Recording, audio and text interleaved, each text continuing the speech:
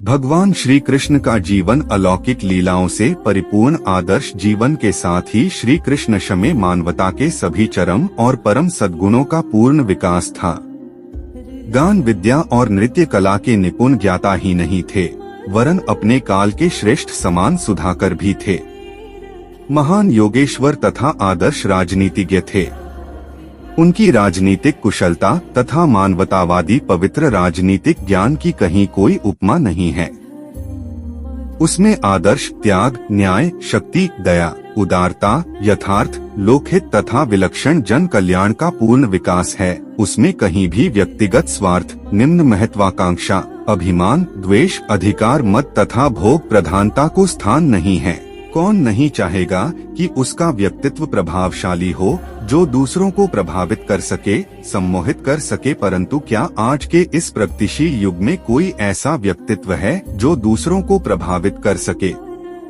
वह ज्ञान जो शास्त्रोचित है, पुराणों में वर्णित है, वेदों और उपनिषदों में उल्लेखित है, लोगों में उसे प्राप्त करने की ललक और लालसा नहीं रह गई है, क्योंकि उन्हें उस ज्ञान को भली प्रकार से बताने वाला कोई नहीं मिला जो अपने पास बैठाकर उन्हें सूक्ष्म तत्वों का ज्ञान दे सके। और यही कारण है कि वह इन सूक्ष्म तत्वों से अज्ञात एवं परे हैं, जिसके फल स्वरूप उनका जीवन नीरस, असहाय और कमजोर सा दिखाई देता है। ना तो उनके चेहरे पर कोई रौनक दिखती है और न ही मन में कोई उमंग या उल्लास ही। अब वे खुद ही अपने व्यक्तित्व को देखकर हीन भावना से ग्रस्त हो जाते हैं, तो वे दूसरों को कैसे अपने वश में कर सकते हैं? इसके लिए तो उन्हें सर्वप्रथम अपने व्यक्तित्व सजाना संवारना होगा। जिस प्रकार नारी का सौंदर्य बिना आभूषणों के अधूरा माना जाता है, वैसे ही व्यक्तित्व को निखारने के लिए भी दृढ़ता, सजगता, प्रखरता जैसे आभूषणों का होना जरूरी है। यदि आप अपने व्यक्तित्व को निखारना चाहते हैं, यदि आप पत्थर को भी अपने वश में करना चाहते हैं, तो आपके लिए इस प्रयोग को जानना आवश्यक है, जिसके द्वारा ऐसा प्रखर व्यक्तित्व प्राप्त किया जा सके जो दूसरों पर अपनी अमिट छाप छोड़ दे। एक ऐसा व्यक्तित्व जो कृष्ण का था, ऐसा व्यक्ति जो बुद्ध का था, और ऐसा ही व्यक्तित्व जो राम को प्राप्त था, जिसने उस समय के, उस युग के स्त्री पुरुष तो क्या पशु पक्षी और यहाँ तक कि समूची प्रकृति को ही अपने वश में कर लिया था। वशीकरण अनुष्ठान। इसके लिए सामग्री एक नारियल, एक रुद्राक्ष की माला और सिद्ध किया हुआ यंत्र। विधि। यह रात्रिकालीन एक दिन का प्रयोग है। इसे आप 21 दिन भी कर सकते हैं, यदि आप सक्षम हो।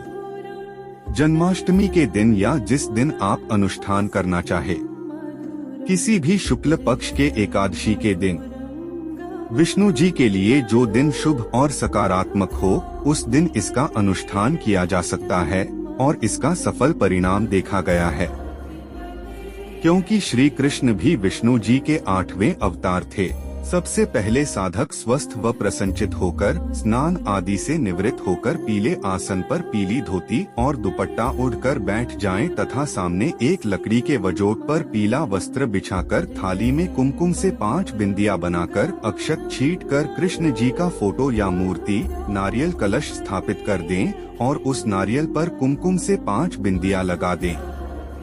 इसके पश्चात नारियल के पास चावल की ढेरी बनाकर उस पर रुद्राक्ष और केले के पत्ते पर या भोजपत्र पर या तांबे के पत्थर पर लाल स्याही से लिखा हुआ मंत्र स्थापित करें। इसके बाद अक्षत, पुष्प, धूप दीप आदि दिखाकर पूजन करें और 5 मिनट तक उस नारियल के कलश पर अंकित बिंदु पर एकाग्रचित होकर दृष्टि डालें।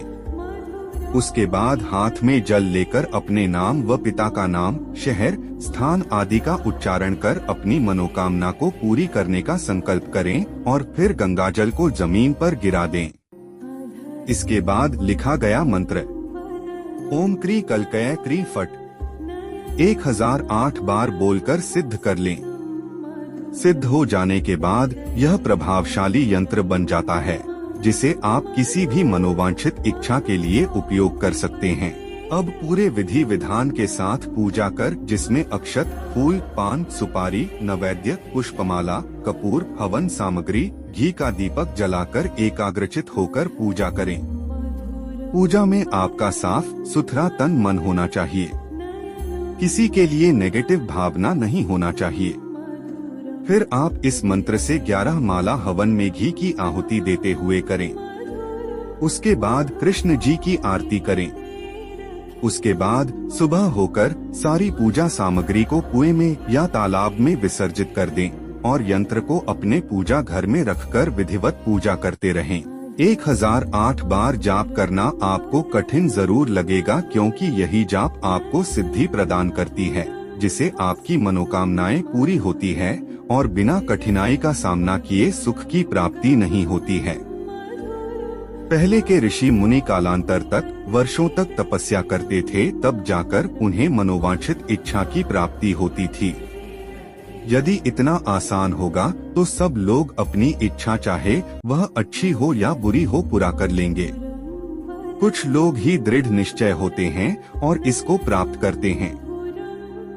30 दिन के अंदर आपको अपने व्यक्तित्व में निखार लाने के लिए हर वह सकारात्मक सहयोग प्राप्त होगा जो आपके व्यक्तित्व को प्रभावशाली बनाने के लिए जरूरी है। आपको महसूस होगा, बुरे काम को तो व्यक्ति आसानी से कर लेते हैं, चाहे उसमें कितना भी मेहनत क्यों न लगाना पड़े। पर ये पूजा ईश्वर की आराधना ही तो है, करने में क्या जाता है।